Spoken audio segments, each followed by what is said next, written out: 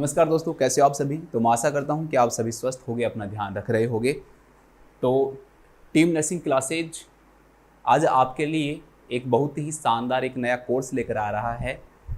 इस कोर्स में दोस्तों क्या है उसके बारे में बताने से पहले, बहुत सारे बच्चे हैं दोस्तों जो क्या है कि एनक्लेक्स से बहुत तेज डरते हैं। उनको लगता है कि एनक्लेक्स के जो क्वेश्चन है सर, उनकी लैंग्वेज समझ में नहीं आती, वो इतने टफ हैं, उनको याद कैसे करें। तो दोस्तों मैं आप लोगों को पूरी जो मॉसबी की और जो सॉन्डर्स की जो बुक है उसके जितने भी जो एमसीक्यूज हैं, उन सभी एमसीक्यूज को न सिर्फ करवाऊंगा बल्कि दोस्तों मैं आपको उनको याद करने का तरीका भी बताऊंगा कि आपको कैसे याद करो।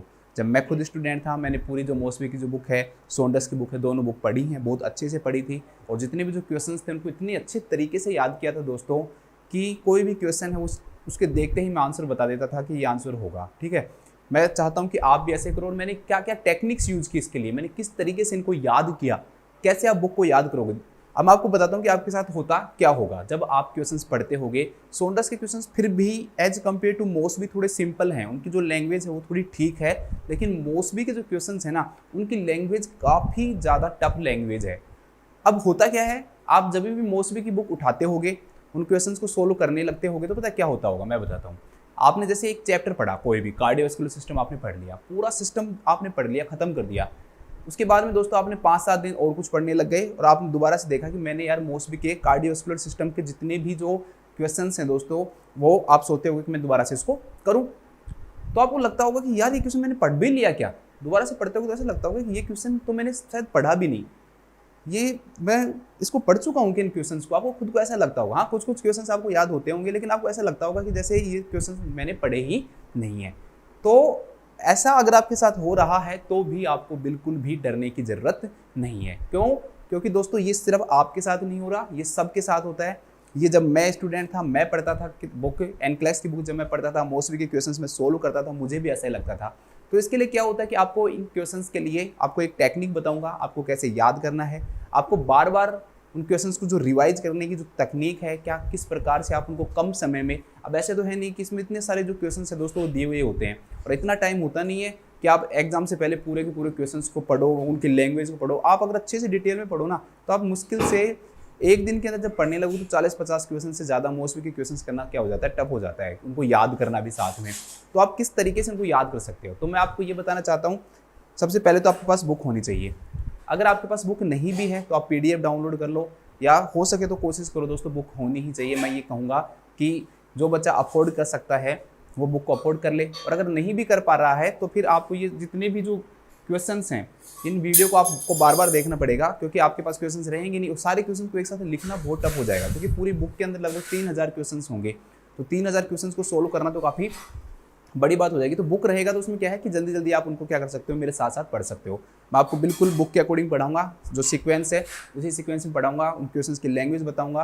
फिर आपको मैं एक टेक्निक और बताऊंगा कि आपको उनको कैसे याद करना है। तो सबसे पहले मैं उस टेक्निक की ही बात करूंगा, फिर हम जो क्वेश्चन है उनके ऊपर आएंगे। तो उसके लिए आप एक छोटी सी एक नोटबुक बना लो साथ में। उस छोटी सी नोटबुक में क्या होगा दोस्तों, जो क्वेश्चन है और उसका जो आंसर है उसको मैं बिल्कुल सिंपल लैंग्वेज में आपको एक सेंटेंस में या 2 सेंटेंस के अंदर हर क्वेश्चन को लिखवाऊंगा, ताकि आप जब एग्जाम टाइम हो तो आपको बिल्कुल सीक्वेंस वाइज जब आप उनको पढ़ो तो ऐसा लगेगा कि हाँ ये सारी चीज़ें मेरी पढ़ी हुई है। उन क्वेश्चन को जब आप सोल्व करोगे ना तो आपको बिल्कुल सिंपल वो लगने लग जाएंगे। दूसरी बात, हम कोशिश करेंगे कि जो भी हम क्वेश्चंस पढ़ें उनको बार बार क्या करें दोस्तों, रिवाइज करें। देखो, एक बार पढ़ने से मॉसबी के क्वेश्चंस को याद रखना बहुत टफ है। मैं खुद कह रहा हूँ आपको कि कम से कम आपको अगर मॉसबी की बुक को याद करना है, उसके क्वेश्चंस याद करने हैं, तो कम से कम आपको 3 बार तो दोस्तों वो पढ़ने पड़ेंगे। 3 बार से पहले वो आपको याद होना स्टार्ट ही नहीं होंगे। आपको ऐसा लगेगा हाँ, जब आप 2 बार पढ़ोगे तो आपको 50% हो जाएगा, लेकिन आपको अगर 100% तक पहुँचना है कि मुझे सारे क्वेश्चंस याद रहें, उसी वे में याद रहें, तो आपको कम से कम उस बुक को 3 बार पढ़ना होगा। अब मैं उसको कोशिश करूँगा कि आपकी जो मेमोरी पावर है, आपको याद करने का जो तरीका है उसको मैं बदलूँ, उसको थोड़ा सा मैं कम करूँ। जो टाइम जो आप कंज्यूम करोगे उस क्वेश्चन को खुद समझने में, कुछ वर्डिंग जो होते हैं वो आपको ढूंढने पड़ते हैं, उसके रिलेटेड जो इन्फॉर्मेशन है वो आपको ढूंढनी पड़ती है, तो मैं उसको कम करने की क्या करूँगा, कोशिश करूँगा। तो ये हमारे जो नया जो कोर्स है उसका इंट्रोडक्शन है।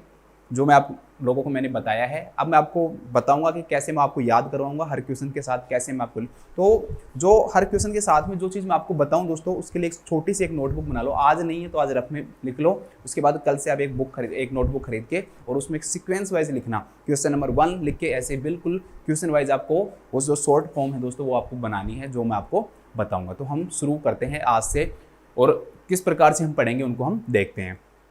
तो आज हम लगभग 20 क्वेश्चन पढ़ेंगे। तो यहाँ पर आप लिख लो चैप्टर नंबर जो 28 है, मैं आपको ओबीजी से यहाँ पे स्टार्ट करवा रहा हूँ। ऑब्स्टेट्रिक एंड गायनेकोलॉजी का जो child health and women health wellbeing के नाम से ये चैप्टर है, इसमें चैप्टर नंबर 28 है ये।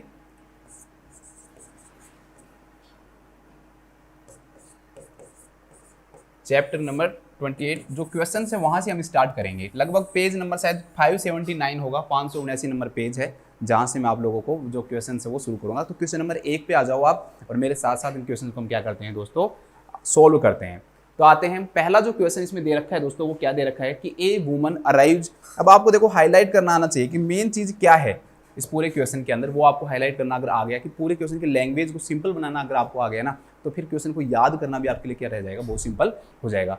चलो क्वेश्चन क्या है, a woman arrives at the prenatal clinic. ठीक है, प्री नेटल क्लिनिक का मतलब क्या हो गया कि प्रेगनेंसी के दौरान जिस क्लिनिक के अंदर देखा जाता है उसे प्री नेटल क्लिनिक के नाम से बोला जाता है। ठीक है, तो उसे प्री नेटल क्लिनिक बोलते हैं कि जो प्रेग्नेंट लेडी जिस क्लिनिक में जाती है वो प्री नेटल क्लिनिक कहलाती है। तो एक वुमन है जो कि प्री नेटल क्लिनिक में गई है, स्टेटिंग मतलब वो कह रही है that her pregnancy test is positive, कि उस फीमेल का जो प्रेगनेंसी टेस्ट है ना दोस्तों वो पॉजिटिव है, मतलब कि वो फीमेल क्या है, प्रेग्नेंट है। सिंपल सी बात ये समझो कि एक डॉक्टर के पास एक पेशेंट गया है और वो कह रहा है कि मेरा प्रेगनेंसी टेस्ट वो क्या है, पॉजिटिव आ गया है। सी आस्क द नर्स, वो नर्स को पूछती है for information about an abortion. वो कह रही है कि भाई आप मुझे ना अबॉर्शन के बारे में क्या दो दोस्तों, इन्फॉर्मेशन दो। तो मेन चीज़ क्या है इसमें, यहाँ पे अबॉर्शन जो टर्म है वो मेन हाईलाइटेड टर्म हो गया। इसके बाद क्या है, after verifying that the woman is at 8 week gestation. ठीक है, आपने पूछा, पता लगाया, ठीक है, आपने उससे पूछा कि first day of last menstrual जो पीरियड वो आपका क्या है, तो उसके अकॉर्डिंग आपने पता लगाया कि उसको कितने वीक की प्रेगनेंसी है, तो 8 वीक जेस्टेशन है, 8 वीक की उसको क्या है दोस्तों, प्रेगनेंसी है। The nurse councils her that having an abortion is controversial and that many woman have long term guilt feeling after N abortion. ठीक है, नर्स उसको काउंसिल करती है और ये कहती है कि जो अबॉर्शन है ना वो बहुत कंट्रोवर्शियल है। कंट्रोवर्शियल का मतलब यहाँ पर ये है दोस्तों कि अबॉर्शन करवाना कुछ लोगों को ठीक भी लग जाता है कि मैंने सही कर लिया, लेकिन कुछ लोगों को क्या लगता है दोस्तों, बुरा लगता है कि ये मैंने बहुत गलत कर दिया। जैसे हम हमारे हिंदू धर्म के अंदर कहते हैं बस जीव हत्या कर दी, तो वो वाला सिस्टम है कि लोगों को बाद में बुरा लगने लग जाता है कि ये मैंने अबॉर्शन करवा के क्या कर दी दोस्तों, गलती कर दी। ठीक है, तो अबॉर्शन इसलिए उसने वो कहती है कि अबॉर्शन क्या है दोस्तों, कंट्रोवर्शियल है, और that many woman have long term guilt feeling. कई सारी वुमन जो होती हैं दोस्तों उनको क्या होती है, लंबे समय तक उनको क्या रहती है, गिल्ट की फीलिंग रहती है कि मैंने अबॉर्शन करवा के क्या किया दोस्तों, गलत किया आफ्टर एन अबॉर्शन। ये तो उसने कहा, उस नर्स ने कहा, लेकिन ये कह रहा है कि उसने जो कह दिया वो ठीक है। उस बात से ज़्यादा जरूरी ये है कि लीगली क्या है, लीगल रूप से अगर आप क्या उसको ये बात कह सकते हो, लीगल रूप से आपको क्या कहना चाहिए था उसको। मेन चीज़ क्वेश्चन में देखो, ये इतनी सारी लैंग्वेज लिख दी, कोई काम की नहीं है। सिंपल सी बात ये है कि एक लेडी है, प्रेग्नेंट है, 8 वीक की उसकी प्रेगनेंसी है, यहाँ पर ये भी फर्क नहीं पड़ता कितने वीक की प्रेगनेंसी है, वो अबॉर्शन करवाना चाहती है, तो नर्स उसको क्या एडवाइस देना चाहिए। उसने एडवाइस दी ये है कि भाई आप अगर अबॉर्शन करवाओगे तो कॉन्ट्रोवर्शियल होता है और आपको कई लोगों को बाद में क्या होता है, गिल्ट फील होती है। लेकिन मेन चीज़ यहाँ पर ये पूछ रहा है कि लीगली क्या कहना चाहिए था उसको। ये उसने कह दिया वो ठीक है, लेकिन उसको कहना क्या चाहिए था, लीगली उसको क्या कहना चाहिए था। अब हम एक एक करके ऑप्शन पे आते हैं और पढ़ते हैं कि उसको क्या कहना चाहिए था। पहला है, nurse's statement need not to be based on current clinical research. ये कह रहा है कि भाई नर्स के जो स्टेटमेंट है ना, नर्स कोई भी बात कहती है ना उसके ऊपर रिसर्च की कोई ज़रूरत नहीं है। ठीक है, तो ये सेंटेंस तो अपने आप में सीधा ही गलत हो गया। ये तो हमारी जो फील्ड है उसकी डायरेक्टली बेइज्जती कर रहा है, तो ऐसा तो है नहीं। नर्सिंग जो फील्ड है दोस्तों, हमारी जो फील्ड है, नर्सेज की जो नॉलेज है, हम जो भी चीज़ें बोलते हैं, जो भी हम इंफॉर्मेशन बताते हैं, चाहे अबॉर्शन के बारे में बताएं, किसी भी डिजीज़ के बारे में बताएं, तो वो सब चीज़ें किस पे बेस्ड होती हैं दोस्तों, रिसर्च के ऊपर क्या होती है, बेस्ड होती हैं। तो इस लाइन में तो सीधा ये कह रहा है कि नर्स ये स्टेटमेंट जो नर्स की जो भी स्टेटमेंट जो देती है ना, वो क्लिनिकल रिसर्च के ऊपर क्या नहीं होती है दोस्तों, बेस्ड नहीं होती, कि करंट में क्या क्लिनिकल रिसर्च चल रही है उसके ऊपर वो बेस्ड नहीं होती है, उसके ऊपर आधारित नहीं होती है। तो ये सेंटेंस तो अपने आप में सीधा ही गलत हो गया। अगर आपको आंसर भी नहीं आता तो भी ऐसे स्टेटमेंट को तो आपको डायरेक्टली क्या करना पड़ेगा दोस्तों, हटाना पड़ेगा। तो लीगली ये चीज़ क्या है दोस्तों, गलत है कि नर्स को रिसर्च की जरूरत होती है, यहाँ पे नहीं है। इसकी जगह क्या होगा दोस्तों, कि नर्स को रिसर्च की जरूरत होती है। दूसरा दोस्तों क्या है, client has a right to receive correct unbiased information. बिल्कुल सही लाइन है दोस्तों ये, कि कोई भी पेशेंट है ना, ये उसका राइट है कि वो एक ऐसी इंफॉर्मेशन प्राप्त करे जो कि सही है। सही इंफॉर्मेशन होनी चाहिए दोस्तों, जो भी इंफॉर्मेशन हो वो कैसी होनी चाहिए, करेक्ट होनी चाहिए। क्या होनी चाहिए, करेक्ट होनी चाहिए, सही होनी चाहिए। इसके अलावा करेक्ट के अलावा वो अनबियास्ड होनी चाहिए, ठीक है। मतलब उसके अंदर ये नहीं होना चाहिए कि आप एक तरफा सिर्फ तारीफ कर दो, पार्शियलिटी जो वर्ड है उसी की तरह है बियास्ड वर्ड, कि ऐसे नहीं है कि सिर्फ आप तारीफ कर दो, ये चीज़ें बता दो कि अबॉर्शन करवाने की ये फायदे हैं, ये चीज़ें अच्छी हैं, करवाना चाहिए, लोगों को कुछ नहीं होता, तो वो चीज़ें भी क्या है दोस्तों, गलत है। अनबियास्ड होना चाहिए, आपको दोनों चीज़ें बतानी है कि भाई अबॉर्शन के ये नुकसान होते हैं, बाद में ये प्रॉब्लम्स आती हैं, ये होती है, अगर आपकी प्रेगनेंसी है, आप अबॉर्शन करवाते हो तो आगे आपकी ये चीज़ें हो सकती हैं। तो चाहे इन्फॉर्मेशन जो है दोस्तों कैसी भी है, लेकिन जो इन्फॉर्मेशन है वो बिल्कुल सही होनी चाहिए, करेक्ट होनी चाहिए, और कैसी होनी चाहिए दोस्तों, बिना किसी पार्शियलिटी के होनी चाहिए, बिल्कुल अनबियास्ड होनी चाहिए। मतलब कि उस इन्फॉर्मेशन में सही और गलत जो भी है वो आपको बिल्कुल क्या होगा दोस्तों, बताना होगा। जो सही जो गलत है वो आपको क्या होगा दोस्तों, बताना होगा। इसके बाद हम देखते हैं नेक्स्ट क्वेश्चन। नेक्स्ट जो ऑप्शन है वो, नेक्स्ट ऑप्शन है कि nurse has a right to state feelings as long as they are identified as the nurse's own. कि नर्स का ये राइट है कि वो सभी फीलिंग बताए जो वो खुद अपने अंदर फील करती है। बस सिंपल सी लैंग्वेज में ये समझो कि नर्स क्या है दोस्तों, नर्स का ये राइट है, नर्स अपने पास ये राइट रखती है कि वो सभी फीलिंग बता सकती है जो वो खुद के अंदर आइडेंटिफाई करती है या खुद के अंदर क्या करती है दोस्तों, फील करती है। लेकिन ये बात दोस्तों 100% क्या है, गलत है। मान लो कोई भी नर्स है, उसका जो भी कल्चरल बैकग्राउंड है, उसकी जो बिलीव्स हैं, ठीक है, उसके रिचुअल्स हैं, कुछ धर्म ऐसे होते हैं जिनके अंदर अबॉर्शन को गलत बताया गया है कि ऐसा नहीं करवाना चाहिए, तो नर्स को खुद की फीलिंग नहीं बतानी है, आपको अपनी फीलिंग नहीं बतानी है। आप तो हो सकता है अबॉर्शन को बहुत गलत समझते हो, पाप समझते हो आप तो, और आप कह दो कि नहीं अबॉर्शन करवाना तो बिल्कुल गलत है, ऐसा तो आपको बिल्कुल नहीं करवाना चाहिए, आपको किसने बता दिया, आप पाप क्यों कर रहे हो, ऐसी चीजें हम नहीं बता सकते। हमारी खुद की जो फीलिंग है ना दोस्तों, वो हम नहीं बता सकते। हमें क्या बताना है कि आज का जो रिसर्च है, क्लिनिकल जो रिसर्च है, वो क्या कहता है अबॉर्शन के बारे में, जो करंट डाटाज है वो क्या कहते हैं, करेक्ट जो चीज है दोस्तों वो क्या कहती है, क्या क्या इसके पहलू हैं, क्या इसकी अच्छाई हैं, क्या इसकी बुराइयां हैं, तो वो सभी चीजें हमें कहनी है। नर्स को खुद की फीलिंग नहीं कहनी है। इसमें ये कह रहा है कि नर्स को खुद की फीलिंग बताएगी, भाई खुद की फीलिंग नहीं बताएगी। हो सकता है कि वो अपने अंदर से अबॉर्शन को बुरा सोचती हो और वो बुरा बताए, या अच्छा सोचती हो तो अच्छा बताए, तो वो चीजें क्या है दोस्तों, बिल्कुल गलत है। किसी भी मान लो कोई नर्स है, वो फीमेल है, उसका खुद का क्या हुआ है दोस्तों, अबॉर्शन हुआ है, ठीक है, तो वो उसको मान लो गलत ही गलत बताएगी। वो कोई उसकी खुद की फीलिंग मान लो उसके साथ बुरा हुआ होगा कभी, मान लो उसका जो अबॉर्शन वो मान लो सेप्टिक हो गया हो किसी भी रीजन से, ठीक है, तो उसे क्या लगेगा दोस्तों कि सभी का सेप्टिक होगा, तो वो तो खुद की फीलिंग बताएगी, नहीं मत करवाना, मैंने करवाया था, मैं भी परेशान हो गई थी, मैं बीमार हो गई थी, मेरे इन्फेक्शन हो गया था। तो खुद की फीलिंग नहीं बतानी है, ये चीजें आपको ध्यान रखना है। उसको जो भी चीजें बतानी है वो कैसे डाटा बताना है, करेक्ट अनबियास्ड इन्फॉर्मेशन उसको बतानी है। ऑप्शन नंबर डी क्या कह रहा है दोस्तों, health care provider should be notified because this is too beyond the scope of nursing practice. ये ऑप्शन ये कह रहा है कि आपको है ना पेशेंट को कुछ नहीं बताना, जो भी बताएगा वो कौन बताएगा, हेल्थ केयर प्रोवाइडर बताएगा, मतलब कि डॉक्टर जो है ना वो बताएगा सब कुछ चीजें। हमारी नर्सिंग फील्ड के अंदर ये आता ही नहीं है। तो दोस्तों क्या हमारी नर्सिंग फील्ड के अंदर नर्सिंग एजुकेशन नहीं आता, तो आप कहोगे सर आता है, हम पेशेंट को क्या करेंगे, एजुकेट करेंगे। तो नर्सिंग एजुकेशन तो हमारी फील्ड में है, और इस ऑप्शन में तो डायरेक्टली ये कह रहा है कि हेल्थ केयर प्रोवाइडर है ना उसको नोटिफाई करो, क्योंकि ये हमारी फील्ड से क्या है, बाहर है, beyond the scope of nursing practice है। तो ये ऑप्शन तो वैसे भी दोस्तों डायरेक्टली क्या हो गया, गलत हो गया। तो तीनों ऑप्शन क्या हो गए दोस्तों, गलत हो गए। अब हर क्वेश्चन का आपको एक लाइन के अंदर एक शॉर्ट नोट्स बनाना है, और वो मैं आपको हिंदी में बनवाऊंगा, ठीक है। जो भी बच्चे नॉर्थ के अंदर हैं, जो साउथ के, उनको थोड़ी प्रॉब्लम हो सकती है, तो वो अपनी इस लैंग्वेज को खुद चेंज कर लें, क्योंकि हिंदी में अब उसको पढ़ोगे तो आपको क्या हो जाएगा दोस्तों, वो जल्दी याद हो जाएगा। तो मैं इसको आपको लिखवाता हूँ।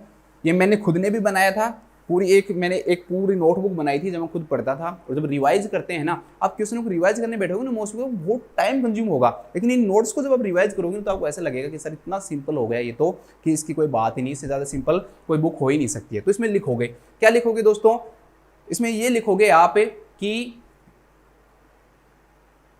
अगर पहला लिखो, पहला मतलब पहला मतलब क्वेश्चन, जो क्वेश्चन है उसके अकॉर्डिंग सीक्वेंस देना है, ताकि आपको अगर कभी कोई क्वेश्चन समझ में नहीं आए तो जब आप उसका एक्सप्लेनेशन देखो तो आपको क्या रहे दोस्तों, याद रहे।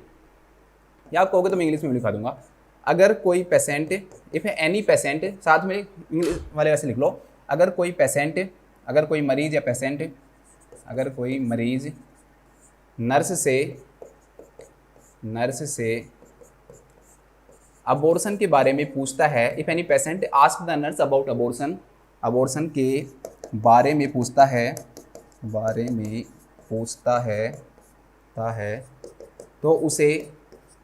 तो नर्स को उसे करेक्ट एंड, ये थोड़ा इंग्लिश में लिख लेना, करेक्ट एंड अनबियास्ड इंफॉर्मेशन देनी चाहिए, करेक्ट एंड अनबियास्ड इंफॉर्मेशन देनी चाहिए। मैं सिंपल बनाना चाहता हूँ, देखो इंग्लिश तो वैसे भी टफ है फिर आप लोगों के लिए, जो बच्चे, जिन बच्चों की इंग्लिश अच्छी है ना तो वो दिन क्वेश्चन को वैसे भी समझ जाएंगे, मैं तो ये मानता हूँ, इसलिए मैं हिंदी में लिखवा रहा हूँ, मैं इंग्लिश में भी लिखवा सकता था, ठीक है। जो इंग्लिश में लिखना चाहिए वो लिख सकता है कि any patient ask about abortion to nurse, the nurse should provide correct and unbiased information, ठीक है, ऐसे आप लिख लो इसको। मैं हिंदी में इसलिए लिखवा रहा हूँ क्योंकि इंग्लिश जिस बच्चे को अच्छी आती है वो तो क्वेश्चन वैसे भी पढ़ ही सकता है, तो उन बच्चों के लिए हिंदी में थोड़ा क्या हो जाएगा, सिंपल हो जाएगा। अब आप इसको सिर्फ इस लाइन को पढ़ोगे ना तो पूरे क्वेश्चन आपको बता दिया कि भाई अबॉर्शन के बारे में क्या होना चाहिए, नर्स को एक राइट है कि वो कैसे इन्फॉर्मेशन देगी, रिसीव करेगी, करेक्ट एंड बियास्ड जो इन्फॉर्मेशन है वो रिसीव करेगी, वही प्रोवाइड करेगी किसको, पेशेंट को, ठीक है। तो इस क्वेश्चन का जो आंसर हो जाएगा दैट विल बी बी। तो ऐसे मैं आपको हर पर्सन का लिखवाऊंगा, हर क्वेश्चन का लिखवाऊंगा, उस नोटबुक को अच्छे से मेंटेन करना, सारे क्वेश्चन उसमें आपको इस प्रकार से लिखने हैं, और जब आप उसको रिवाइज करोगे ना तब आप कहोगे सर सच में मजा आ गया, बहुत जल्दी हमको ये चीजें क्या हो गई, ये बिल्कुल अच्छे से क्या हो गई है दोस्तों, याद हो गई है। चलो नेक्स्ट क्या है, नेक्स्ट है दोस्तों, one day the family planning clinic is very busy. देखो पूरे सिनेरियो बनाते हैं ये कि भाई होता क्या है, तो ये बता रहे हैं कि भाई एक दिन क्या हुआ, फैमिली प्लानिंग क्लिनिक है, ठीक है, एक ऐसी क्लिनिक जो फैमिली प्लानिंग के बारे में पूरी चीज़ें हैं, उसमें हर चीज़ बताती है, चाहे वो कोई भी चीज़ हो, फैमिली प्लानिंग कोई भी मेथड हो, IUCD इंसर्शन हो, तो वो क्लिनिक क्या कहलाती है, फैमिली प्लानिंग क्लिनिक कहलाती है, ठीक है। तो एक दिन फैमिली प्लानिंग क्लिनिक जो है ना दोस्तों वो बिजी है, and the supervisor asked a nurse from pediatric clinic who is strongly opposed to any chemical or mechanical method of birth control to work in the family planning clinic. What is the most professional response that the nurse could give to the supervisor? बहुत simple है, देखो क्या है, अब इस question को आपको खुद समझो। आप हॉस्पिटल के अंदर क्या कर रहे हो दोस्तों, काम कर रहे हो। हॉस्पिटल के अंदर क्या हुआ, एक ऐसा केस हुआ कि फैमिली प्लानिंग जो क्लिनिक है, हॉस्पिटल के अंदर फैमिली प्लानिंग वाला जो डिपार्टमेंट है वो मान लो वो क्या हो गया, बिजी हो गया। तो जो आपका SNO है, ठीक है, जो आपका SNO है दोस्तों, उसने क्या किया, सीनियर नर्सिंग जो ऑफिसर है, फिर आपको वार्ड इंचार्ज है, उसने क्या किया भाई, उसने कहा भाई बिजी हो रहा है तो मैं दूसरे वार्ड से स्टाफ को बुला लेती हूँ। तो उसने फ़ोन किया, कहाँ पे, उसने कहाँ पे पूछा, मतलब मैंने समझाने के लिए बता रहा हूँ, फ़ोन किया पीडियाट्रिक क्लिनिक में किया। पीडियाट्रिक क्लिनिक में उसने एक नर्स को कहा कि भाई आपको आना है, लेकिन वो जो नर्स है ना उसको कहा ना पीडियाट्रिक वार्ड से, ऐसे मान लो पीडियाट्रिक क्लिनिक है, पीडियाट्रिक वार्ड से मान लो आप एग्जांपल के लिए, पीडियाट्रिक वार्ड से वो फैमिली क्लिनिक में आ रही है, लेकिन वो खुद जो है ना फैमिली प्लानिंग के ऐसे जो मेथड हैं, जो कि केमिकल मेथड है और मैकेनिकल मेथड है ना दोस्तों, इनके क्या है, वो खिलाफ है, उनके क्या है दोस्तों, वो खिलाफ है। देखो वो स्ट्रॉन्गली अपोज्ड, मतलब उसको ये चीज़ें अच्छी नहीं लगती, वो कहती गलत, ऐसे मेथड यूज ही मत करो, आप कोई भी केमिकल और मैकेनिकल जो मेथड है ना बर्थ कंट्रोल के, वो यूज मत करो, वो उसकी खुद की फीलिंग है। और मैंने आपको अभी बताया था खुद की फीलिंग नहीं बतानी, भाई खुद की फीलिंग नहीं बतानी। पिछले क्वेश्चन में हम देखा है हमें कैसा इन्फॉर्मेशन देनी है, करेक्ट देनी है और अनबियास्ड इन्फॉर्मेशन देनी है। अब ये कह रहा है कि भाई ये केस हो गया, तो what is the most professional response, तो भाई उस नर्स को जो नर्स है वो कह रही है उसका मोस्ट प्रोफेशनल जो रेस्पॉन्स है वो क्या होना चाहिए, कि उसको सुपरवाइजर को क्या कहना चाहिए, ठीक है, समझ में आ गया। फैमिली क्लिनिक जो था, फैमिली प्लानिंग क्लिनिक था, बिजी था, पीडियाट्रिक वार्ड में कॉल किया, नर्स को कहा कि आपको यहाँ पर आना है, जो नर्स वहाँ पर आ रही है वो नर्स उस फोन उठाती है या उससे बात करती है, वो कहती है, वो मतलब वो जो खुद है वो खुद को कहती है कि भाई उसको खुद को लगता है कि मैं इन चीज़ों के क्या हूँ दोस्तों, खिलाफ हूँ, मैं तो मैकेनिकल और जो केमिकल जो मेथड है फैमिली प्लानिंग के उनके क्या हूँ दोस्तों, खिलाफ हूँ, मैं तो इन चीज़ों को यूज नहीं करना चाहती। तो उसको अपने सुपरवाइजर को क्या कहना चाहिए, अपने वार्ड इंचार्ज को क्या कहना चाहिए उसको, तो ये चीजें कह रही है कि इनमें से चार ऐसे में एक ऐसा सेंटेंस है जो उसको अपने सुपरवाइजर को कहना चाहिए।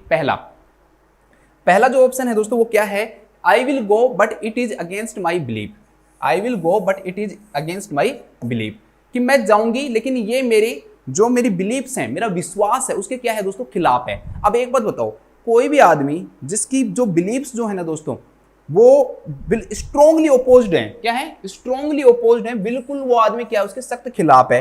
तो क्या ऐसा आदमी अगर मान लो फैमिली क्लिनिक में जाएगा और उसको मान लो उसको एजुकेशन देना पड़ा, ठीक है, उस मेथड्स के बारे में बताना पड़ा, मान लो कोई भी कपल आता है, वो पूछता है कि हमें कौन सा मेथड यूज करना चाहिए, तो जो आदमी स्ट्रोंगली ओपोज्ड है वो अपनी फीलिंग्स को दबा ही नहीं पाएगा, अपनी जो बिलीफ्स है ना दोस्तों उसको दबा ही नहीं पाएगा, और ये कह मैं चली जाऊंगी, मन से नहीं करी, but it is against my believe, लेकिन मेरी बिलीव के खिलाफ है। तो वो अपना 100% एनक्लेक्स ये कहती है, मोस्ट की बुक ये कहती है कि वो उसके अंदर की जो कॉन्फ्लिक्ट आएगा उसके अंदर, आप जब आप ऑप्शन में पढ़ोगे उसमें लिखा हुआ है कॉन्फ्लिक्ट आएगा, वो कॉन्फ्लिक्ट होगी, मतलब वो बता और कुछ रही है, उसके मन में और कुछ है, तो वो सही तरह से जो इन्फॉर्मेशन है दोस्तों वो नहीं दे पाएगी। क्यों? क्योंकि उसके खुद की जो बिलीफ है ना वो उसके बीच में क्या बनेंगे, बैरियर बनेंगे। इसलिए इस क्वेश्चन का ये जो ऑप्शन है दोस्तों क्या हो जाएगा, गलत हो जाएगा। Next, I want do it, मैं ये नहीं करूंगी क्योंकि ये मेरे जो बर्थ कंट्रोल है मैं इसमें विश्वास नहीं करती हूँ, बर्थ कंट्रोल मेथड को अपनाना ही नहीं चाहिए, वो ये कह रही है। तो दोस्तों चाहे प्रोफेशनल रूप हो चाहे लीगल रूप हो, किसी भी वे में हम काम को मना नहीं कर सकते हैं। हम सुपरवाइजर को ये नहीं सकते मैं नहीं करूंगा या मैं नहीं करूंगी, मुझे नहीं आता ये काम, ये मेरे खिलाफ है, मैं बर्थ कंट्रोल के खिलाफ हूं, मैं क्यों करूंगी ये काम। आप तो हर चीज के लिए मना कर सकते हो। आपको कोई भी काम बताएगा कि भाई आप मेडिकेशन करो, आप कह दोगे नहीं मैं तो मेडिकेशन के सख्त खिलाफ हूँ, मेडिकेशन देना ही नहीं चाहिए, आयुर्वेदिक में जूस पिलाओ आप तो वो चीज़ तो आप हर किसी भी चीज़ के लिए मना कर सकते हो। तो दोस्तों ऐसी चीज़ें जो है ना, आई वॉन्ट डू इट, ऐसी चीज़ें हम कभी कह ही नहीं कह सकते, प्रोफेशनल रूप से भी नहीं कह सकते, लीगल भी नहीं कह सकते, हम लीगली कानूनी भी खिलाफ है हमारे, ठीक है। तो ऐसी चीज़ें हम नहीं कह सकते कि मैं नहीं करूंगी क्योंकि ये मेरे खिलाफ है। तो ये ऑप्शन भी क्या हो जाएगा दोस्तों, गलत हो जाएगा। ऑप्शन नंबर जो डी है वो क्या कह रहा है, सी बात बताऊंगा, I will have to reinforce that the rhythm method is the method of choice, कि मैं जाऊंगी और कपल को जाके ये कहूंगी कि भाई आप है ना ये मेथड फालतू में ये ऐसे वाले मेथड चुन रहे हो, आप केमिकल और मैकेनिकल मेथड, आप सीधा सीधा रिदम मेथड क्यों नहीं चुनते। ठीक है दोस्तों, रिदम मेथड क्यों नहीं चुनते। तो रिदम मेथड जो है वो उसके बारे में बताऊंगी, उनको फोर्स करूंगी, रीइंफोर्स करूंगी भाई, तो एक ही मेथड के बारे में बताऊंगी मैं उसको, और वो भी कौन सा, रिदम मेथड, क्योंकि मैं इसके तो क्या हूं, खिलाफ हूं। तो दोस्तों ये तो इन्फॉर्मेशन वैसे भी गलत हो गई, आप तो अपनी फीलिंग जाके बता रहे हो ना वहां पे कि आपको ये मैकेनिकल केमिकल से दूर हो जाओ, और आप जो ये सेफ पीरियड का जो मेथड है, ठीक है, सेफ पीरियड का जो मेथड है, सेफ टाइम का जो मेथड है दोस्तों, फर्टिलिटी टाइम वाला जो मेथड है, रिदम जो मेथड है दोस्तों, इसको क्या करना चाहिए, अपनाना चाहिए। तो वो तो खुद की फीलिंग बता रही जाके वहां पे, मैकेनिक और केमिकल के तो खिलाफ ही है। रिदम मेथड कौन सा मेथड होता है दोस्तों, कि आप पूरी जो मेंस्ट्रुअल साइकिल है ना उसमें सेफ पीरियड कौन सा होता है, वो मेथड क्या कहलाता है दोस्तों, रिदम मेथड कहलाता है। ठीक है, उसमें यही होता है जैसे शॉर्टेस्ट जो साइकिल होती है, फिर लॉन्गेस्ट साइकिल है, शॉर्टेस्ट साइकिल में हम 18 घटाते हैं, लॉन्गेस्ट में 10 घटाते हैं, जो पीरियड जो आता है, कभी मैं आपको इसके बारे में और अच्छी डिटेल से समझाऊंगा। तो वो मेथड ही होता है। सिंपल ये समझो कि कब पीरियड सेफ होता है, जैसे मान लो जैसे मेंस्ट्रुअल साइकिल आया उसके बाद का जो पीरियड कुछ दिनों के लिए क्या रहेगा दोस्तों, सेफ रहेगा। ऐसे तो है नहीं कि आप कहोगे कि ओव्यूलेशन के दौरान सेफ रहेगा। तो करिए मैं तो रिदम मेथड के बारे में बताऊंगी और उनको ये कहूंगी कि ये मेथड यूज मत करो आप केमिकल और मैकेनिकल। तो ये तो बिल्कुल गलत हो गया ना, उसकी खुद की फीलिंग आ गई ना, वो तो खिलाफ है इसके मैकेनिकल के और इसके केमिकल के, तो रिदम मेथड बता रही है वो तो रिदम मेथड को बताना दोस्तों, ये तो क्या हो गया दोस्तों, बिल्कुल गलत हो गया, वो खुद की फीलिंग नहीं बता सकती है। अब इसका जो आंसर आएगा that will be option C, क्योंकि एक ही बचा है हमारे सामने, इसको मैं आपको समझाता हूं। ऑप्शन सी क्या कह रहा है, I would prefer another assignment that is not contrary to my beliefs. वो ऐसे रिक्वेस्ट करेगी, ठीक है। यहां पर इस जो सेंटेंस में क्या आ रहा है दोस्तों, रिक्वेस्ट आ रहा है कि मैं क्या प्रेफर करूंगी, अनोदर असाइनमेंट प्रेफर करूंगी जो मेरी जो बिलीफ है उनके क्या नहीं रहेगा, कॉन्ट्ररी नहीं रहेगा, खिलाफ नहीं रहेगा। ठीक है, मतलब वो कहेगी कि मैम क्या आप मुझे दूसरे वार्ड में भेज सकते हो कि ये मेरे खिलाफ है, आप और किसी को बुला सकते हो। अगर आप ऐसा कर सकते हो कि आई वुड, मैं प्रेफर करना चाहती हूँ ऐसा असाइनमेंट, दूसरा असाइनमेंट, अनोदर असाइनमेंट मतलब दूसरा असाइनमेंट जो मेरी जो फीलिंग है ना उनके क्या न हो दोस्तों, खिलाफ न हो, मेरी फीलिंग के खिलाफ नहीं जाए। तो वो सही कह रही है। ऐसा वो कह सकती है कि क्या मैम आप मुझे दूसरे वार्ड में भेज सकते हो, दूसरी जगह भेज सकते हो, क्या दूसरे किसी को बुला सकते हो। वो रिक्वेस्ट कर सकती है कि मैं इसके खिलाफ हूँ, तो क्या आप मुझे ऐसा असाइनमेंट दे सकते हो जो मेरे लिए क्या है, जो मैं जिसके प्रति मैं कंफर्टेबल हूँ, जिसके मैं खिलाफ नहीं हूँ, जो मेरे कॉन्ट्ररी नहीं है। कॉन्ट्ररी का मतलब जो मेरे खिलाफ नहीं है, जो मेरे खिलाफ नहीं है, क्या मुझे आप ऐसा असाइनमेंट दे सकते हो। तो नर्स को ऐसा वर्ड बोलना चाहिए। ये तीनों जो सेंटेंस है दोस्तों वो क्या हो जाएगा, बिल्कुल गलत हो जाएगा। ठीक है, ये सेंटेंस बिल्कुल क्या हो जाएगा, गलत हो जाएगा। ठीक है, तो इसमें लिख लो, जब अगर कोई नर्स फैमिली प्लानिंग के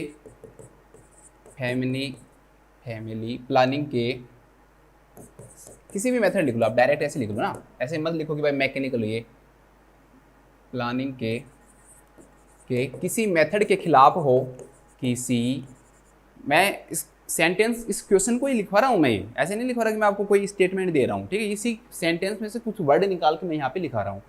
अगर कोई नर्स फैमिली प्लानिंग के किसी मेथड के खिलाफ हो,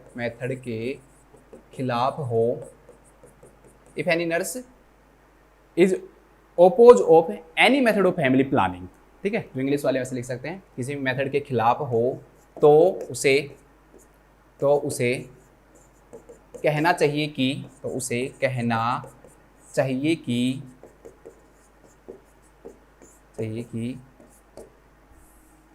क्या मैं कोई ऐसा कार्य कर सकती हूँ, क्या मैं कोई ऐसा असाइनमेंट या काम, क्या कोई ऐसा काम कर सकती हूँ। बिल्कुल सिंपल ही लिखो, कार्य वर्ड भी क्यों लिखो, फिर कार्य नहीं पता रहेगा आपको। काम कर सकती हूँ जो मेरे बिलीफ ही लिख लो, ये तो है ना, बिलीफ के खिलाफ ना हो, ठीक है। उसको ऐसा काम करना चाहिए जो उसके बिलीफ के खिलाफ ना हो, वैसे उसको पूछना चाहिए, ठीक है।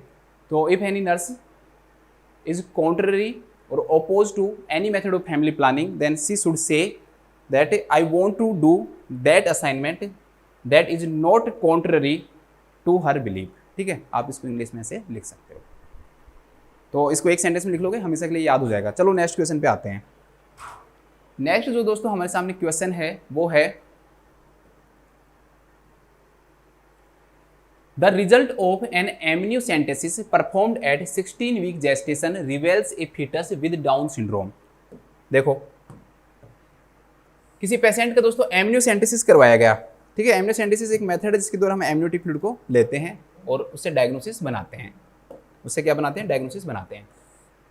कब परफॉर्म किया गया? 16 वीक की जब प्रेगनेंसी थी तब इसको परफॉर्म किया गया। ये क्या रिवेल करता है? ये रिवेल करता है कि एक फीटस है, उसको क्या है दोस्तों, मतलब कि एमनियोसेंटेसिस प्रेग्नेंट लेडी का किया गया।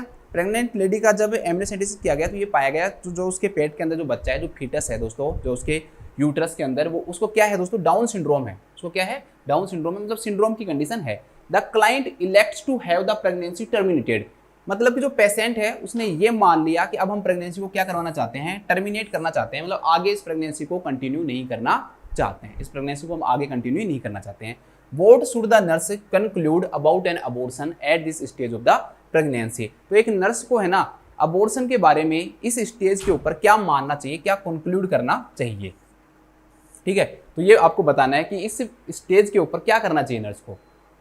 आप किसी क्लिनिक में हो, किसी हॉस्पिटल के अंदर हो, कोई कपल है वो आपके पास आया, उसने कहा कि ये मेरे एमनियोसेंटेसिस की बच्चे की रिपोर्ट है, मैं प्रेग्नेंट हूँ और मेरा बच्चा उसको डाउन सिंड्रोम है और मैं टर्मिनेट करना चाहती हूँ प्रेगनेंसी को। तो आप क्या करोगे?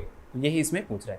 पहला कहता है क्लाइंट इज, आप क्या सोच रहे हो उस बारे में, क्या कंक्लूड करोगे आप, क्या लगेगा आपको ऐसा सोच के। तो देखो पहला ऑप्शन जो है दोस्तों क्या कह रहा है? The client is exhibiting emotional stability. क्या आप ये कहोगे कि नहीं ये क्लाइंट है ना इमोशनल इनस्टेबल है, ये अनस्टेबल क्लाइंट है, ये स्टेबल नहीं है। अभी इसने सुना होगा तो इमोशनली क्या हो गया होगा? टूट गया होगा। तो दोस्तों जिस पेशेंट को हम जानते नहीं अच्छे से, जिसके बारे में हमें कुछ पता नहीं है और हम उसके बारे में डायरेक्टली कैसे कर सकते हैं? हो सकता है कि वो क्लाइंट जो है दोस्तों वो इमोशनली क्या हो? स्ट्रॉन्ग हो, उसे इस बात से कुछ ज़्यादा फर्क नहीं पड़ा हो और हमने खुद ने ही ये कंक्लूजन निकाल लिया, ठीक है, हमने खुद ने ही ये कंक्लूजन निकाल लिया कि जो क्लाइंट है, जो पेशेंट है दोस्तों, वो क्या है? इमोशनल इनस्टेबल है। तो ये तो बिल्कुल गलत हो गई ना कि आपने खुद ने ही ये मान लिया कि जो क्लाइंट है वो क्या शो कर रहा है, क्या एग्जिबिटिंग कर रहा है कि क्लाइंट क्या है दोस्तों? इमोशनली इनस्टेबल है। तो ये क्या है दोस्तों? गलत है। हमें इस पूरे सेंटेंस के द्वारा कहीं भी ये पता नहीं लग रहा कि जो क्लाइंट है दोस्तों वो क्या है? इमोशनली इनस्टेबल है, क्योंकि उसने डायरेक्टली बस सीधा ये कहा कि मैं टर्मिनेट करना चाहती हूँ प्रेगनेंसी, डाउन सिंड्रोम है। तो कहीं भी ऐसे सेंटेंस नहीं आया कि भाई वो रो रहा है, ठीक है, वो दुखी है, ऐसा कोई भी सेंटेंस नहीं आया। तो हम डायरेक्टली खुद कंक्लूजन नहीं निकाल सकते कि जो क्लाइंट है वो दोस्तों इमोशनली उसके अंदर क्या आ गई है? इनस्टेबिलिटी आ गई है। तो ये बिल्कुल ऑप्शन क्या हो गया? हमारे लिए गलत हो गया। इसके बाद नेक्स्ट ऑप्शन क्या है? There is a high risk for a post operative infection, कि भाई अगर वो अबॉर्शन करवाएंगे ना तो नर्स ये कंक्लूजन निकाल रही है कि भाई उसको है ना, उस क्लाइंट को, उस पेशेंट को क्या हो सकता है? पोस्ट ऑपरेटिव इन्फेक्शन हो सकता है। ये कंक्लूजन निकाल रही है नर्स। तो आप बताओ हो सकता है? दोस्तों एमटीपी जो है मौसमी के अंदर स्पष्ट रूप से दे रखा है, अगर वो टर्मिनेशन करेगी प्रेगनेंसी को, एमटीपी करवाएगी, मेडिकल टर्मिनेशन ऑफ प्रेगनेंसी करवाएगी, तो ये बिल्कुल एक स्टेराइल प्रोसीजर है। ठीक है, माना तो ये जाएगा ना कि प्रोसीजर क्या है, स्टेराइल है। और स्टेराइल जो प्रोसीजर होने के कारण दोस्तों इतने ज्यादा इन्फेक्शन के चांसेस नहीं होते। और यहाँ पर स्पष्ट रूप से क्या लिखा हुआ है कि भाई हाई रिस्क है, तो हाई रिस्क नहीं रहता। अगर कोई 1-2% केस में हो भी गया तो हम उसे हाई रिस्क थोड़ी मानेंगे। क्यों? क्योंकि ये जो प्रोसीजर है दोस्तों एकदम स्टेराइल प्रोसीजर होता है, तो इन्फेक्शन के जो चांसेस होते हैं ना वो बिल्कुल क्या होते हैं दोस्तों, मिनिमम होते हैं। तो नर्स अगर ये मान रही है कि भाई उस कोई अबॉर्शन करवाने के कारण उसको अबॉर्शन के बाद में पोस्ट ऑपरेटिवली उसको क्या हो जाएगा, इन्फेक्शन हो जाएगा, तो ये तो उसका क्या है, गलत कंक्लूजन है, गलत कंक्लूड कर रही है इस चीज को। वो क्या कर रही है दोस्तों, गलत कंक्लूड कर रही है। तो क्या है नेक्स्ट, देखो contraceptive counselling should be deferred to a later time. देखो इस वर्ड का मतलब क्या है कि भाई उसको बाद में क्या देना पड़ेगा, कॉन्ट्रासेप्टिव काउंसलिंग देना पड़ेगा। अबॉर्शन हो जाएगा उसके बाद में उसको क्या यूज करेगी दोस्तों, कॉन्ट्रासेप्टिव्स यूज करेगी। तो वो कह रहे कि भाई अभी सही टाइम नहीं है उसको कॉन्ट्रासेप्टिव्स, मुझे कॉन्ट्रासेप्टिव के बारे में जो भी बताना है, कॉन्ट्रासेप्टिव की जो भी काउंसलिंग करनी है वो मैं क्या करूंगी दोस्तों, बाद में करूंगी। नर्स ये सोच रही है। अब मैं आपको बताता हूँ दोस्तों, कॉन्ट्रासेप्टिव्स के बारे में उसको जो बताना है ना वो आपको उसी दिन बताना पड़ेगा। क्यों उसी दिन क्यों बताना पड़ेगा? आपको पेशेंट को कॉन्ट्रासेप्टिव आप बाद में नहीं बता सकते कि भाई अबॉर्शन के बाद में जो आप मेथड यूज करोगे कॉन्ट्रासेप्शंस के, वो आपको उसी टाइम क्यों बताना पड़ेगा कि हो सकता है कि जो पेशेंट है वो एमटीपी करवाने के बाद वापस कभी आए ही नहीं, आपके क्लिनिक में कभी आए ही नहीं, आपके पास कभी आए ही नहीं, अभी कभी आप उसके बारे में नर्सिंग एजुकेशन उस पेशेंट को दो ही नहीं। तो दोस्तों इस कंडीशन के अंदर आपको हमेशा जब ऐसी कंडीशन आती है ना, तो उस कंडीशन के अंदर हमें उसे तभी की तभी हमें क्या करना पड़ेगा दोस्तों, कॉन्ट्रासेप्टिव मेथड के बारे में बताना पड़ेगा। ये फ्यूचर की प्लानिंग हो रही है, आगे की प्लानिंग हो रही है। सोचो कि अभी उसने एमटीपी भी नहीं करवाया, लेकिन हमें अगर वो टर्मिनेट करवाना चाहती है तो हम उसको रोक नहीं पाएंगे, तो हमें उसका आगे का अबॉर्शन के बाद में, ठीक है, जब वो अपनी एक नॉर्मल लाइफ जीने लग जाएगी उस दौरान उसको कॉन्ट्रासेप्टिव मेथड यूज करने होंगे, तो वो काउंसलिंग उसको हमें अभी देनी पड़ेगी, हम बाद में नहीं देंगे। क्योंकि हो सकता है कि पेशेंट जो है वो एमटीपी के बाद में वापस कभी लौटे ही नहीं, इसलिए ये टाइम लेटर टाइम नहीं होगा, उसे जब ही उसे क्या देना पड़ेगा दोस्तों, काउंसलिंग देना पड़ेगा। इसलिए ये ऑप्शन भी क्या हो गया दोस्तों, गलत हो गया। तो अब एक ही ऑप्शन बचा है और वही हमारा क्या हो जाएगा, आंसर हो जाएगा। तो आंसर क्या है, an opportunity to express feelings about her decision should be provided. कि भाई हमें क्या करना चाहिए, उनको ये कहना चाहिए हाँ ठीक है, हमें और जानने की जरूरत है। देखो मैंने कहा था कि पहला जो इसका ऑप्शन है उसके हमें अंदर ये कह रहा है कि इमोशनली इनस्टेबिलिटी है, लेकिन दोस्तों हमें यहाँ पर ये जानने की जरूरत है कि जो पेशेंट है वो इमोशनली इनस्टेबल है या नहीं है। तो उसके लिए हम क्या करेंगे, उसके लिए हम ये करेंगे दोस्तों कि हम पेशेंट को कहेंगे कि आप अपनी फीलिंग्स क्या करो, एक्सप्रेस करो, आप और बताओ इसके बारे में, आप और चीजें क्या करो दोस्तों, एक्सप्रेस करो, बताओ आप क्या सोच रहे हो, इस टाइम आपके मन में क्या आ रहा है, अबॉर्शन के बारे में आप क्या सोच रहे हो, अपने बच्चे के बारे में आप क्या सोच रहे हो, फ्यूचर के बारे में आप क्या सोच रहे हो। तो ऐसी चीजें जब पेशेंट बताएगा तो हमें उसके बारे में, उसके इमोशनल स्टेबिलिटी के बारे में क्या होगा दोस्तों, पता लगेगा, वो किस कंडीशन में है वो पता लगेगा, अपनी फीलिंग शेयर करेगा तो उसका जो पेन है वो क्या होगा, थोड़ा उससे कम होगा। ठीक है, तो ये सब चीजें इंक्लूड होंगी। इसलिए इस क्वेश्चन का जो आंसर होगा दोस्तों वो क्या आएगा, an opportunity to express feelings about her decision should be provided. ठीक है, उसको एक अपॉर्चुनिटी, एक अवसर देना चाहिए कि वो अपनी फीलिंग्स के बारे में क्या करे दोस्तों, एक्सप्रेस करे। ठीक है,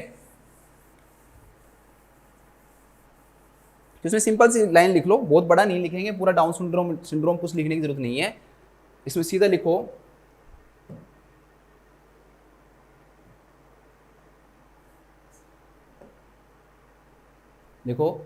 अगर कोई मरीज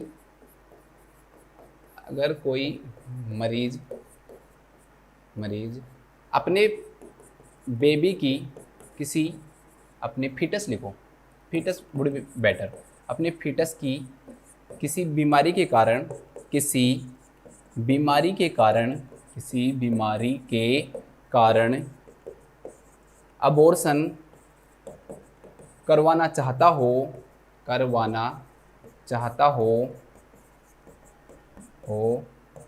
तो नर्स को उसे अपनी फीलिंग्स एक्सप्रेस करने का अवसर देना चाहिए,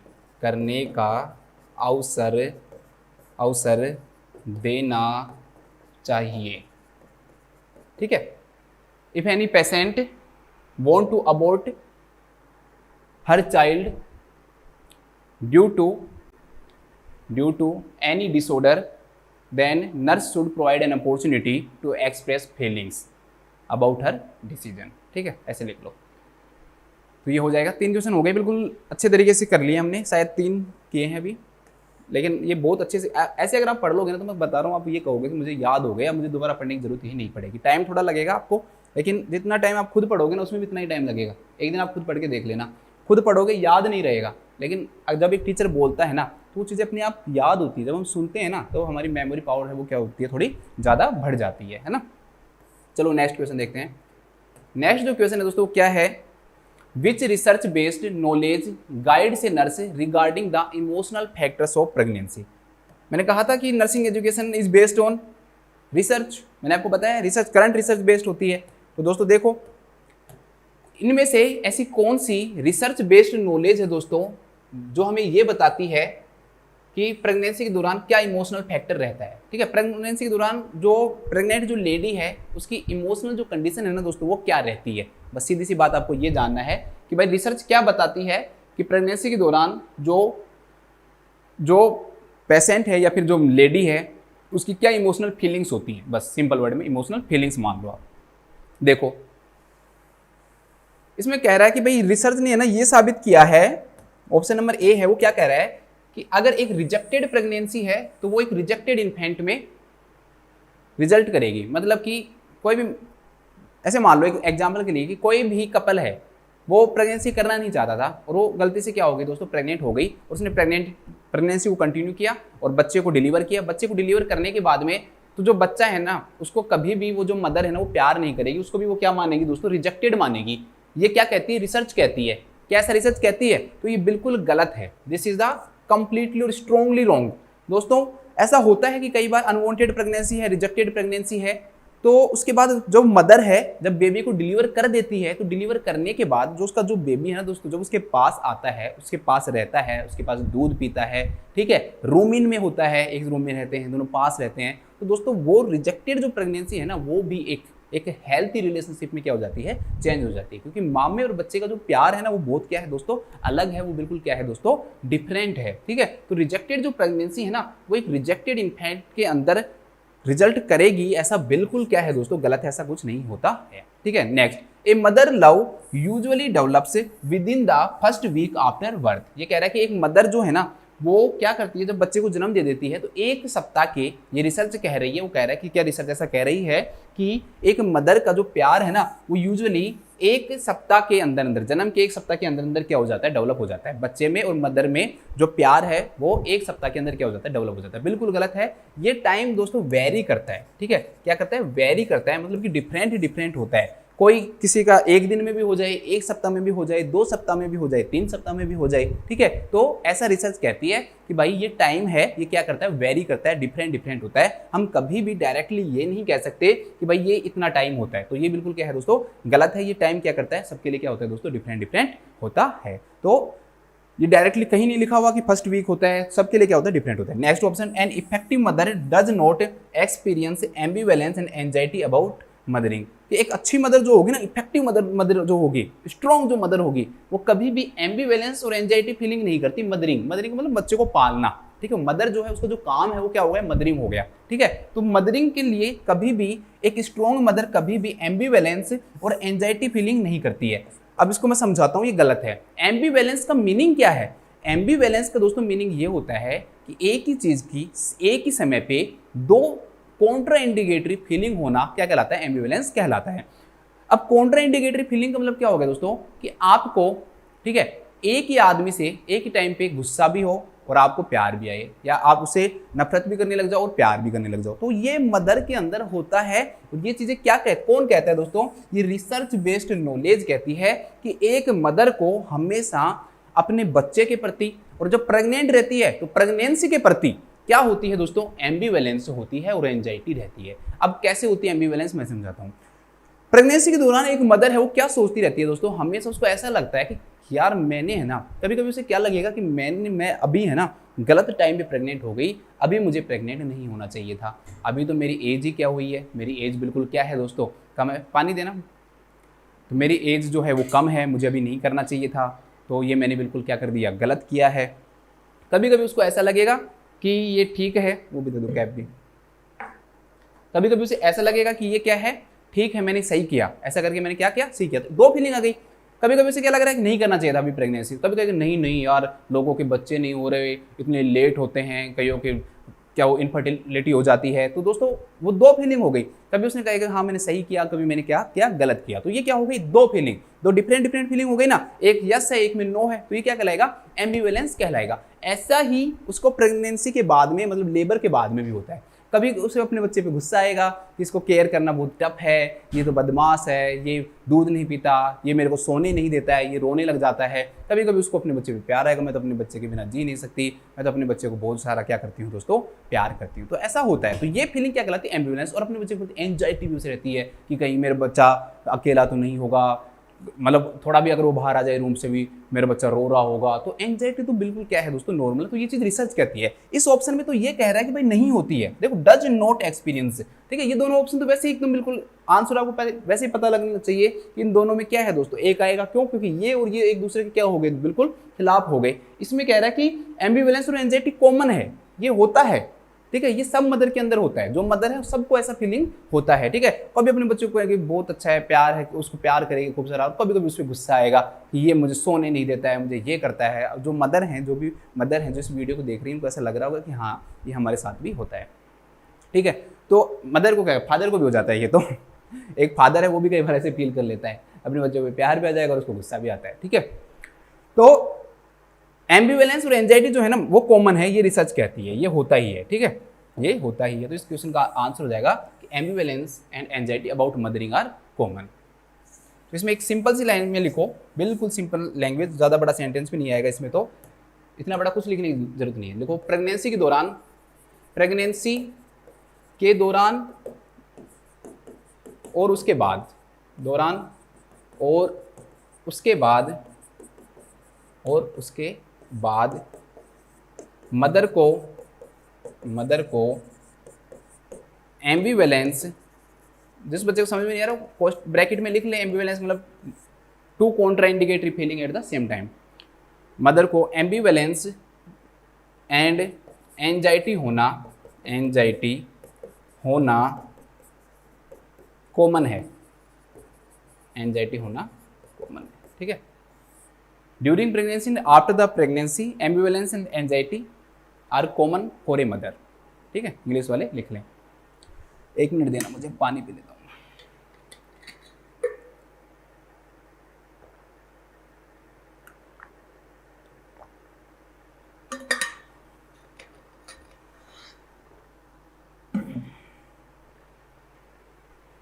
इसके बाद नेक्स्ट क्वेश्चन देखते हैं, ये हो गया ना पूरा। इसके बाद नेक्स्ट क्वेश्चन क्यों है दोस्तों, नेक्स्ट क्वेश्चन है कि why it is important for a nurse to support the parents decision to about a foetus with a birth defect even if the nurse is morally against abortion. भाई इसमें ये कह रहा है कि कोई भी बच्चा है, कोई भी फीटस है दोस्तों, वो क्या है, उसके बर्थ डिफेक्ट हो गया है, ठीक है। और उसके जो पेरेंट्स हैं ना वो क्या करवाना चाहते हैं, उसे अबॉर्ट करवाना चाहते हैं। बर्थ डिफेक्ट का कोई भी बच्चा है तो उसको अबॉर्ट हर पेरेंट ही करवाना चाहेगा, उसको आगे डिलीवर करके प्रॉब्लम ही होती है।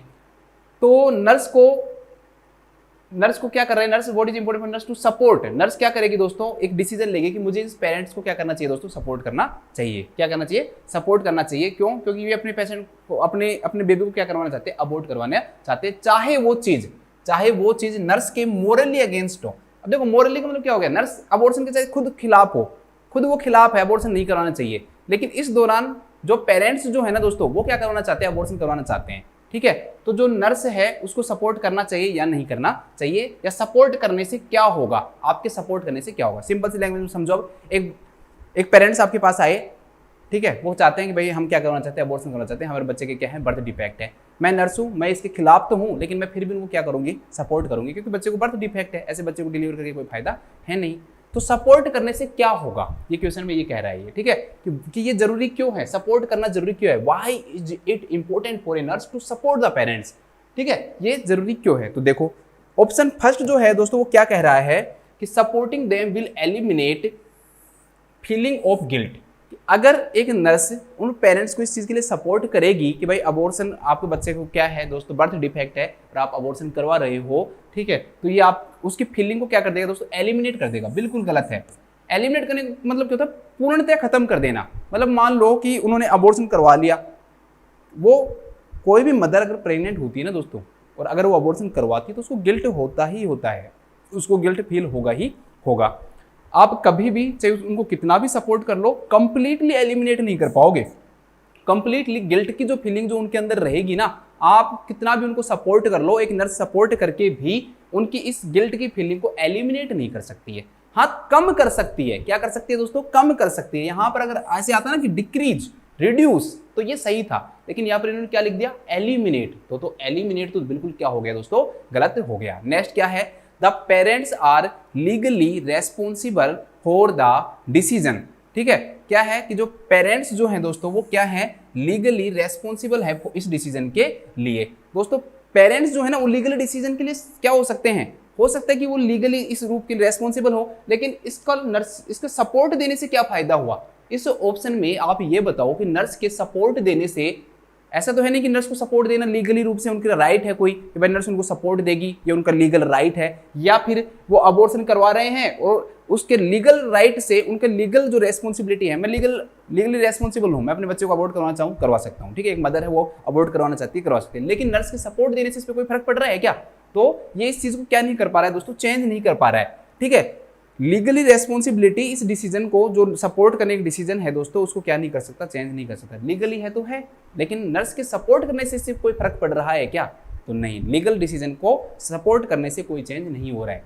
ठीक है, नर्स सपोर्ट करे या नहीं करे वो उनका लीगल है, वो तो रहेगा, लेकिन इसमें ये पूछ रहा है कि सपोर्ट करने से क्या होगा, सपोर्ट करने से इस पर कोई फर्क नहीं पड़ेगा। तो इसलिए ये ऑप्शन भी क्या हो जाएगा दोस्तों, गलत हो जाएगा। इसके बाद ऑप्शन नंबर डी है कि the nurse support will relieve the pressure caused by the decision. Option A और ऑप्शन डी बिल्कुल सेम एज इट इज हैं, बस इनकी लैंग्वेज जो है दोस्तों वो चेंज की गई है। इसमें क्या लैंग्वेज दी कि एलिमिनेट कर देगा फीलिंग ऑफ गिल्ट को, और यहां पर इसने प्रेशर लिख दिया बस इसकी जगह कि रिलीव कर देगा किसको, प्रेशर को। तो दोस्तों वही बात है सेम, यहां पर भी कम कर सकता है सपोर्ट करने से, लेकिन कभी भी इस चीज को क्या नहीं कर सकता है दोस्तों, कभी भी इस चीज को रिलीव नहीं कर सकता है प्रेशर को, या एलिमिनेट नहीं कर सकता फीलिंग ऑफ गिल्ट को। तो ये भी ऑप्शन भी क्या हो जाएगा, गलत हो जाएगा। इस क्वेश्चन का जो आंसर है दोस्तों वो होगा इट इज इसेंशियल फॉर। आपको कुछ क्वेश्चन है ना अजीब लगेंगे, मुझे भी लगते थे और मुझे लगते भी हैं, अभी भी लगते हैं, ऐसे नहीं है, लेकिन हमें मोस्टली जब सारे क्वेश्चन कर रहे हैं तो उसके अकॉर्डिंग हमें एक्सप्लेनेशन मानना पड़ेगा, और जैसे मैं आपको बताऊं वैसे आपको भी मानना पड़ेगा। मैं कोशिश करता हूँ एक्सप्लेन करने की पूरी, लेकिन फिर भी कुछ बच्चे कॉन्ट्राइंडिकेटरी हो सकते हैं, ह्यूमन नेचर है ये, लेकिन दोस्तों फिर भी आपको, अगर आपको पूरी याद करनी है, पूरा समझना है, तो आपको वो चीज़ें माननी पड़ेगी। इसका आंसर होगा it is essential for maintenance of the family equilibrium. उनको ये लगेगा, देखो उनका जो फैमिली जो इक्विलिब्रियम है, परिवार का जो सामंजस्य है, पेरेंटिंग का, जो उनके जो पेरेंट्स हैं, मतलब कि जो मदर और जो फादर है दोस्तों, उनको क्या होगा, इससे क्या मिलेगा, इससे उनकी जो फैमिली है ना दोस्तों उसका इक्विलिब्रियम बना रहेगा। उनको ऐसा लगेगा कि कभी भी जैसे उन्होंने अबॉर्शन करवा लिया, अबॉर्शन करवा के वो जब घर जाएंगे तो उनको ये फीलिंग लगेगा कि हाँ नर्स ने भी हमें इस चीज़ के लिए क्या किया था, सपोर्ट किया था। उनकी गिल्ट थोड़ी सी कम होगी, खत्म नहीं होगी, उनका प्रेशर थोड़ा सा कम होगा, खत्म नहीं होगा। उनका जो फैमिली इक्विलिब्रियम है ना, फैमिली का जो सामंजस्य है, फैमिली का ऐसे मालूम माहौल मान लो आप, नेचर मान लो कि भाई लड़ाई नहीं होगी, उनको नहीं तुमने गलत कर दिया, तुमने ये कर दिया, वो दोनों घर जाके ये बात कर सकते हैं कि भाई नर्स ने भी तो हमें सपोर्ट किया था ना, कि बच्चा बर्थ डिफेक्ट का है, इसको कंटिन्यू करना बिल्कुल क्या रहेगा दोस्तों, गलत रहेगा। कंटिन्यू करना क्या रहेगा दोस्तों, बिल्कुल गलत रहेगा। यहाँ पर कंडीशन बर्थ डिफेक्ट की है, ये मत कह देना कि डायरेक्टली सर अबॉर्शन कराना नर्स ऐसे सपोर्ट कर ही नहीं सकती है। ठीक है, यहाँ पर बर्थ डिफेक्ट की कंडीशन के कारण जो नर्स है उनको क्या कर रही है दोस्तों, सपोर्ट कर रही है। और सपोर्ट करने से सिंपल सी लैंग्वेज में समझो कि दोनों के क्या नहीं होंगे दोस्तों, झगड़े नहीं होंगे घर जाके कि तुमने करवा दिया, वो कहेगा तुमने करवा दिया, तुमने मेरे बच्चे को कर दिया, मेरे बच्चे को ये कर दिया। नर्स अगर उनको सपोर्ट करेगी तो दोनों ये कर सकते हैं कि भाई नर्स भी उसी टाइम यही कह रही थी, एक एजुकेटेड पर्सन ऐसा कह रहा है तो हम लोग क्या हैं, तो आगे हमें प्रॉब्लम। तो फैमिली का जो इक्विलिब्रियम है दोस्तों वो क्या रहेगा, बना रहेगा। मोस्टली ये कहती है इसके बारे में। तो इस क्वेश्चन का जो आंसर हो जाएगा that will be C, it is essential for maintenance of the family equilibrium. तो इसमें लिखो अगर कोई पेरेंट्स लिख लो, अगर कोई पेरेंट्स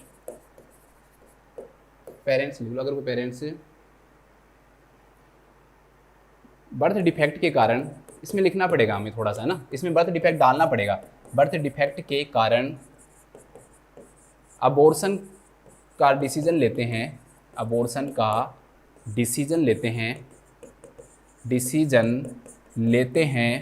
अबॉर्शन का डिसीजन लेते हैं, तो नर्स के सपोर्ट करने के कारण उनका फैमिली इक्विलिब्रियम बना रहेगा। If any parents want to abort his or her child due to birth defect and any nurse support this decision, it will maintain the family equilibrium। ठीक है, ये अंग्रेजी वालों के लिए हो गया। तो इस क्वेश्चन का आंसर आ जाएगा it is essential for the maintenance of the family equilibrium. इसके बाद हम देखते हैं नेक्स्ट क्वेश्चन क्या है दोस्तों कि during the postpartum period a client with heart disease and type 2 diabetes. अब थोड़े से लॉजिकल क्वेश्चन आएंगे, 5-6 क्वेश्चन जो स्टार्टिंग के थे ना वो थोड़े से अजीब से थे, अब थोड़े से क्वेश्चन सही आना स्टार्ट हो जाएंगे। ठीक है, वो थोड़े अजीब से थे, मैं मानता हूँ, अजीब ही क्वेश्चन, अलग ही लैंग्वेज, अलग ही दुनिया में जी रहे हैं वो क्वेश्चन। ठीक है, लेकिन अब धीरे धीरे जैसे आप आगे बढ़ेंगे ना, जब हमारे टॉपिक्स आएंगे तो वो क्वेश्चन सिंपल होना स्टार्ट हो जाएंगे। तो आप डरना मत, कहीं यहीं छोड़कर चले जाओ कि सर ये तो नहीं हो पाएगा, मोस्टली तो अजीब ही लैंग्वेज है। तो ऐसा नहीं है, देखना आपको खुद को लगेगा कि हाँ आगे आगे जो क्वेश्चन आ रहे हैं वो अच्छे आ रहे हैं। ठीक, लोग ऐसे ही नहीं पढ़ते हैं, मोस्टली कुछ कारण होगा तभी पढ़ते होंगे।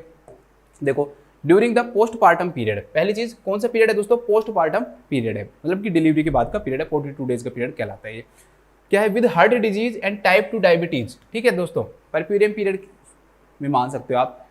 कोई मदर है, उस मदर को क्या है दोस्तों? हार्ट डिजीज है, और क्या है दोस्तों? टाइप 2 डायबिटीज मेलाइटस है। आज के नर्स, वो नर्स से पूछता है कि विच कॉन्ट्रासेप्टिव्स, कि कौन सी contraceptives will I be able to use to prevent pregnancy in the near future. ठीक है, अभी तो उसको जरूरत है नहीं, ऐसे मान सकते हैं हम कि लैक्टेशनल एमेनोरिया होगा, अपने बच्चे को दूध पिलाती होगी, लेकिन वो पूछ रहे कि आगे के फ्यूचर के अंदर मुझे है ना कौन सी कॉन्ट्रासेप्टिव्स यूज करनी चाहिए,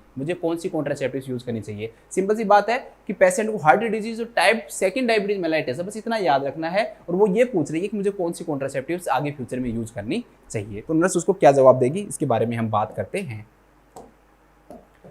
You may use oral contraceptives because they are almost completely effective in preventing a pregnancy। ये कह रही है कि आपको क्या यूज करने चाहिए दोस्तों? ओरल कॉन्ट्रासेप्टिव्स यूज करने चाहिए। क्यों? क्योंकि ये जो ओरल कॉन्ट्रासेप्टिव्स है ये कंप्लीटली रूप से प्रेगनेंसी को रोकने में क्या होते हैं दोस्तों? इफेक्टिव होते हैं। तो बिल्कुल क्या कह रही है दोस्तों? ये गलत बात कह रही है। ओरल कॉन्ट्रासेप्टिव्स जो होते हैं दोस्तों एक्चुअली में ये क्या होते हैं? कॉन्ट्राइंडिकेटेड होते हैं। क्यों? क्योंकि ब्लड ग्लूकोज जो लेवल है ना उसको क्या करते हैं? अल्टर करता है, चेंज करता है। तो ब्लड ग्लूकोज लेवल अल्टर होना ही नहीं चाहिए। क्यों? क्योंकि इस पेशेंट को क्या है दोस्तों? इस पेशेंट को टाइप 2 डायबिटीज मेलाइटस है, इसलिए ऐसे पेशेंट को हम क्या नहीं दे सकते हैं? ओरल कॉन्ट्रासेप्टिव्स नहीं दे सकते हैं। ऐसे पेशेंट को हम ओरल कॉन्ट्रासेप्टिव्स नहीं दे सकते हैं। Next, you will find that the intrauterine device is best for you because it prevents a fertilised ovum from implanting in the future. तो वही चीज सेम है यहाँ पर भी दोस्तों। आईयूडी जो होती हैं, हार्मोनल आईयूडीज हैं या जो आईयूसीडीज जो होती हैं, इंट्रायूट्राइन कॉन्ट्रासेप्टिव जो डिवाइस होती हैं दोस्तों, वो भी क्या होती हैं?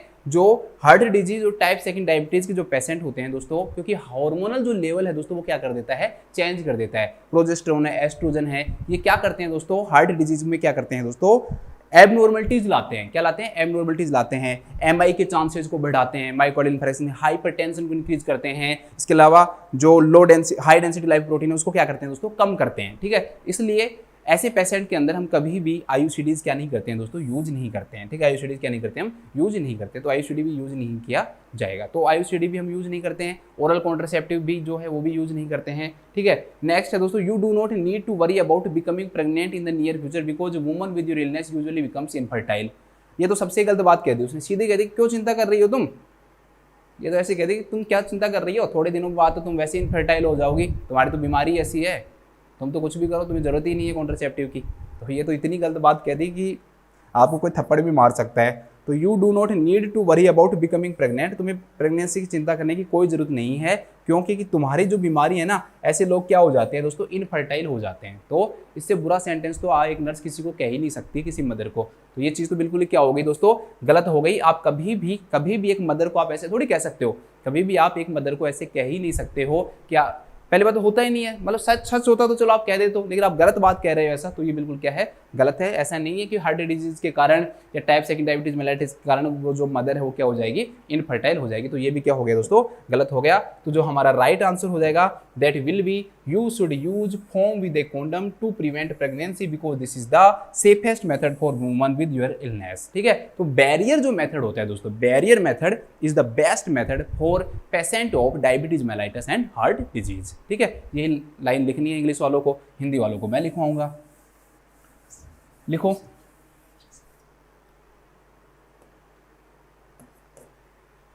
लिखो, हार्ट डिजीज और डायबिटीज मेलाइटस के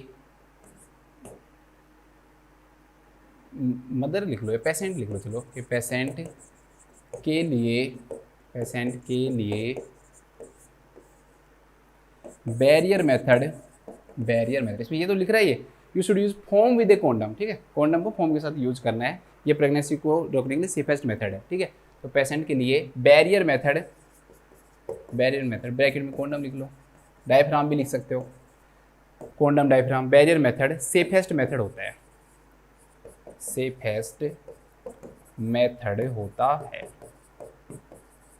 ठीक है, हार्ट डिजीज और डायबिटीज मेलाइटिस के पेशेंट के लिए बैरियर मेथड सेफेस्ट मेथड होता है। पूरा इतना बड़ा सेंटेंस, इतनी बड़ी रामायण है और हमारे पास आंसर निकल के आ गया। इनको रिवाइज करोगे ना इन सेंटेंस के साथ में तो आपको 1 मिनट भी नहीं लगेगी। चलो नेक्स्ट क्वेश्चन पाते हैं, क्वेश्चन नंबर 7। क्वेश्चन नंबर 7 क्या कह रहा है, a nurse is teaching A group of woman about the side effect of different type of contraceptives. ठीक है, एक नर्स कई सारी वुमन है, उनको ग्रुप है, उनको पढ़ा रही है, किस चीज़ के बारे में पढ़ा रही है, कि जो कॉन्ट्रासेप्टिव्स जो होते हैं ना उनके साइड इफेक्ट के बारे में पढ़ा रही है, उनके साइड इफेक्ट के बारे में पढ़ा रही है। ठीक है, तो साइड इफेक्ट ऑफ कॉन्ट्रासेप्टिव्स के बारे में पढ़ा रही है। What is the most frequent side effect associated with use of an intrauterine device. बस बिल्कुल सिंपल, मैंने कहा ना आगे अच्छे क्वेश्चन आएंगे, बस बिल्कुल अच्छा सा क्वेश्चन आ गया। सीधा सा आपको क्या है, क्वेश्चन क्या है कि आईयूसीडी का मोस्ट कॉमन साइड इफेक्ट क्या होता है, मोस्ट फ्रीक्वेंट साइड इफेक्ट क्या होता है। तो लिख लो, बस 2 क्वेश्चन लिख लो यहाँ से, बिल्कुल सिंपल है। क्वेश्चन नंबर 1 लिखो,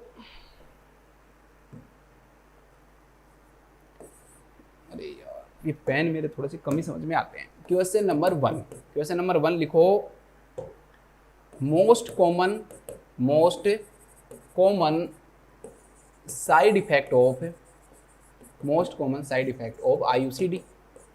तो फर्स्ट लिखो, इसमें फर्स्ट और सेकंड, पहला जो होता है ना दोस्तों वो क्या होता है, ब्लीडिंग होता है, वेजाइनल ब्लीडिंग।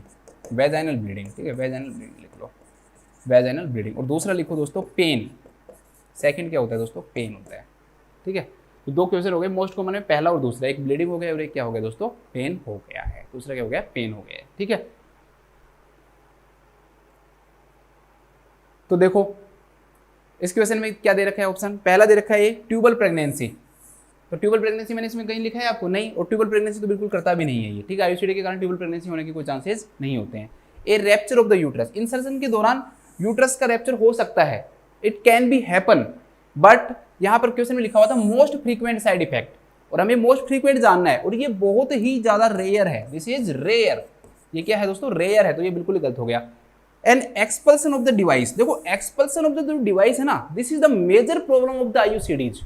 ये क्या है, आईयूसीडी की मेजर प्रॉब्लम है, but here the examiner is asking about the most common side effect nor the problem के बारे में नहीं पूछ रहा है, वो किसके बारे में पूछ रहा है दोस्तों, यहाँ पे साइड इफेक्ट के बारे में पूछ रहा है। तो साइड इफेक्ट जो है दोस्तों वो ब्लीडिंग है, न कि क्या है, एक्सपेल्सन ऑफ द डिवाइस है। अगर इसी क्वेश्चन में अगर प्रॉब्लम लिखी हुई आती ना तो आंसर क्या हो जाता दोस्तों, हमारा एक्सपेल्सन ऑफ द डिवाइस हो जाता, लेकिन ये प्रॉब्लम नहीं, साइड इफेक्ट है। एक्सेसिव मेंस्ट्रुअल फ्लो, तो वही बात होगी ना, ब्लीडिंग, ज्यादा ब्लीडिंग होना, एक्सेसिव क्या होना दोस्तों, मेंस्ट्रुअल फ्लो।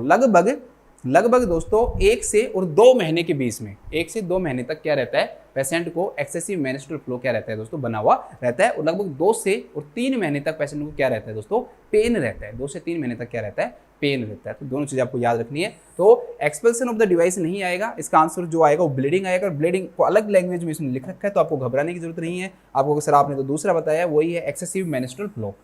ठीक है, जब उसके जो पीरियड्स जो आएंगे उस दौरान जो फ्लो है दोस्तों वो क्या आता है, ज़्यादा आता है। एक्सेसिव क्या आता है दोस्तों, मेंस्ट्रुअल फ्लो आता है। ठीक है,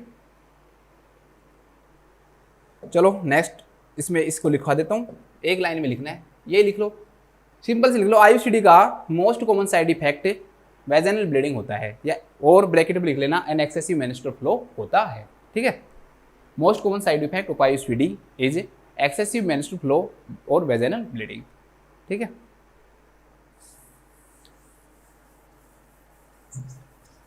इसको तो लिखने में कोई ज़्यादा दिक्कत भी नहीं है। इसके बाद नेक्स्ट क्वेश्चन देखते हैं दोस्तों। नेक्स्ट क्वेश्चन है, client ask nurse about the most common problem associated with the use of an intrauterine device. लो भी बताया था, एक सेकंड पहले ही आपको बताया दोस्तों मैंने, ये बस वही क्वेश्चन है, क्यों ज़्यादा इसमें हम टाइम वेस्ट करें। कि एक क्लाइंट है दोस्तों, वो पूछता है नर्स को किसके बारे में, most common problem associated with the use of an intrauterine device, कि मोस्ट कॉमन प्रॉब्लम क्या होती है। तो मैंने आपको बताया था मोस्ट कॉमन साइड इफेक्ट आए, ब्लीडिंग आएगा, सेकंड वन पेन आएगा। अगर मोस्ट कॉमन प्रॉब्लम पूछे तो फिर दोस्तों वो क्या आएगा, प्रॉब्लम जो है वो आपका क्या आ जाएगा इसके अंदर, स्पॉन्टेनियस डिवाइस एक्सपल्सन, कि जो डिवाइस है दोस्तों वो अपने आप क्या होती है, निकल जाती है। एक्चुअली में बॉडी इसको क्या मानती है दोस्तों, ये क्या करता है कि मायोमेट्रियम जो होता है ना, मायोमेट्रियम को इरिटेट कर देता है कई बार। ये मायोमेट्रियम को क्या कर देता है दोस्तों, आईयूसीडी इरिटेट कर देता है। और मायोमेट्रियम जब इरिटेट होगी ना तो ये क्या कोज करवाने लग जाती है, कॉन्ट्रैक्शन कोज करवाने लग जाती है। और जब कॉन्ट्रैक्शन जब कोज होंगे ना दोस्तों, तो उसके कारण वो डिवाइस क्या होती है, उसका क्या हो जाता है दोस्तों, डिवाइस का एक्सपल्सन हो जाता है। उस डिवाइस का क्या हो जाता है, एक्सपल्सन हो जाता है। तो ये रीजन होता है डिवाइस के एक्सपल्सन होने का, ड्यू टू मायोमेट्रियम इरिटेबिलिटी, ठीक है। 3 लेयर होती है यूट्रस की, बताने की आपको जरूरत है ही नहीं। अंदर वाली एंडोमेट्रियम है, जिसे प्रेगनेंसी के दौरान डेसिडुआ कहते हैं। बीच वाली सबसे थिकेस्ट जो लेयर होती है मायोमेट्रियम होती है, जिसमें लिविंग लाइगेचर पाया जाता है, ठीक है, फिगर ऑफ 8 पाया जाता है। और पेरीमेट्रियम बाहर वाली लेयर होती है, ठीक है। तो मोस्ट कॉमन जो प्रॉब्लम पूछे तो वो स्पॉन्टेनियस डिवाइस एक्सपल्सन हो जाएगा, लिख लो।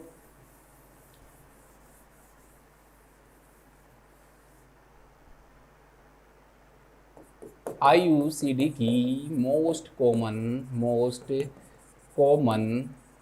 प्रॉब्लम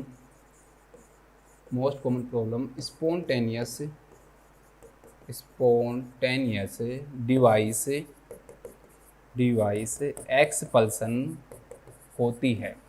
एक्सपल्सन होती है, ठीक है। आईयूसीडी की most common problem spontaneous device expulsion होती है। इसके बाद इसमें ऑप्शन में लिखा हुआ क्या है, पढ़ लेता हूँ, क्योंकि ऐसा तो होता ही नहीं है कि मैं कोई ऑप्शन आपको बताऊँ नहीं। पहले दे रखा है perforation of the uterus. Perforation of the uterus is side effect, first one तो प्रॉब्लम नहीं है ये, ठीक है, इसकी प्रॉब्लम नहीं है। इसके कारण क्या होता है, ये प्रॉब्लम नहीं है, this is the side effect. ऐसा हो सकता है, बट मैंने आपको पहले बताया था, this is the rare chances. Discomfort associated with the coitus, हाँ, पेशेंट को कई बार दोस्तों डिस्कम्फर्ट हो जाता है, कोइटस से क्या हो सकता है, डिस्कम्फर्ट हो सकता है, लेकिन ये इतनी मेजर प्रॉब्लम नहीं है कि जिसको नोटेड किया जाए, ठीक है। Development of the vaginal infection, ये बिल्कुल गलत है कि वेजाइनल इन्फेक्शन के इसके होने के कोई चांसेस होते नहीं है, ठीक है। तो इस क्वेश्चन का जो आंसर हो जाएगा that will be spontaneous device expulsion. Question number 9 पे आते हैं। क्वेश्चन नंबर जो 9 है दोस्तों वो क्या है कि एक client seeking advice about contraception ask nurse about how an intrauterine device prevents pregnancy. कोई नर्स बता रही कि आपको आईयूसीडी यूज करना चाहिए। अब पेशेंट जो है दोस्तों वो पूछ रहा है कि कैसे रोकती है प्रेगनेंसी को। तो आपको आईयूसीडी की मैकेनिज्म ऑफ एक्शन बताना है कि वो कैसे रोकती है। तो how should the nurse respond, तो नर्स को क्या रेस्पॉन्ड करना चाहिए। तो पहला दे रखा है it cover the entrance to the cervical os, ठीक है। जो सर्वाइकल जो ओएस है ना उसके एंट्रेंस को क्या कर देती है दोस्तों, ये कवर कर देती है। ये फीमेल कोंडम करता है ये काम, डायफ्राम करता है ये काम कौन करता है, डायफ्राम करता है, आईयूसीडी नहीं करता है।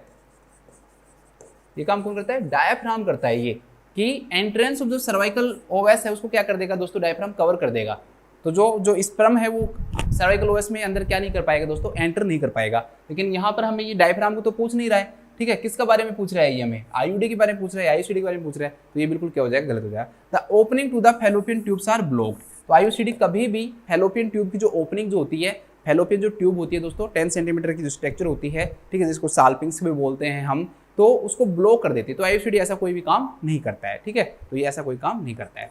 The sperm are prevented from reaching the vagina, कि जो स्पर्म है ना दोस्तों वो वेजाइना तक ही नहीं पहुंच पाते। ऐसा होता है कि मतलब स्पर्म मान लो, सीमन मान लो कि वो वेजाइना तक नहीं पहुंच पाता, क्या आईयूसीडी स्पर्म को ही रोक देगी? नहीं भाई, ये काम कौन करता है, मेल का कॉन्डम करता है ये काम। वेजाइना तक स्पर्म नहीं जाए, ये काम कौन करता है दोस्तों, मेल कॉन्डम करता है। कि स्पर्म वेजाइना तक ही नहीं पहुंचेंगे, क्यों? क्योंकि सीमन नहीं पहुंचता, सीमन में स्पर्म होते हैं तो वो भी नहीं पहुंचेंगे। तो ये काम तो कॉन्डम का बता रही है, तो ये बिल्कुल क्या है, गलत है।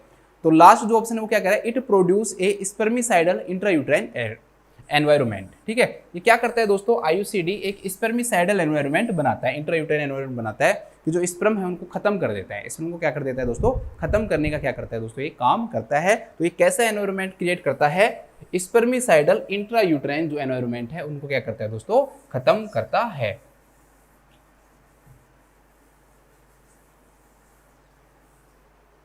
तो लिख लो, एक सेंटेंस तो लिखना ही है ना आपको। तो IUCD spermicidal intrauterine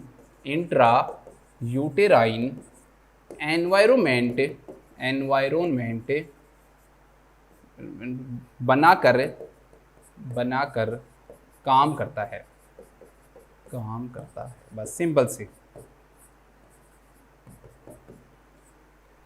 The mechanism of action of IUCD is by creating the spermicidal intrauterine environment। बस इंग्लिश वाले ऐसे लिख लो। चलो एक क्वेश्चन और देखते हैं, क्वेश्चन नंबर 10 देखते हैं।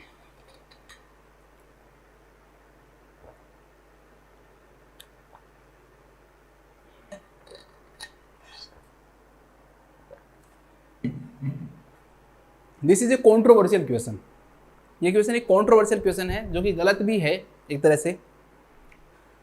क्वेश्चन नंबर 10 कह रहा है कि a nurse teaches woman in the fertility clinic. ठीक है, एक पेशेंट है, एक वुमन है, वो आया है आपके पास, फर्टिलिटी क्लिनिक में आया है और एक नर्स उसको पढ़ा रही है that after ovulation has occurred the ovum is thought to be remain viable for. वो पूछ रही है भाई ओव्यूलेशन हो जाता है ना, उसके बाद ओवम कितनी देर तक जीवित रहता है। तो नर्स उसको आंसर बता रही है कि भाई कितनी देर तक जीवित ओवम रहता है। सिंपल भाषा में ओवम का लाइफ स्पान, इस क्वेश्चन में क्या पूछ रहा है दोस्तों, ये ओवम का लाइफ स्पान पूछ रहा है, ये ओवम का लाइफ स्पान पूछ रहा है।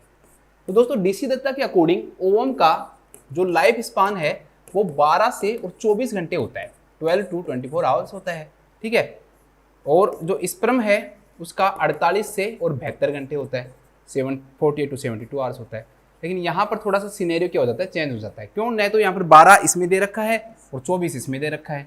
1 to 6 तो वैसे ही गलत हो गया, 48 से 72 वैसे ही गलत हो गया, क्योंकि 48 to 72 आवर्स तो किसका होता है, स्पर्म का होता है।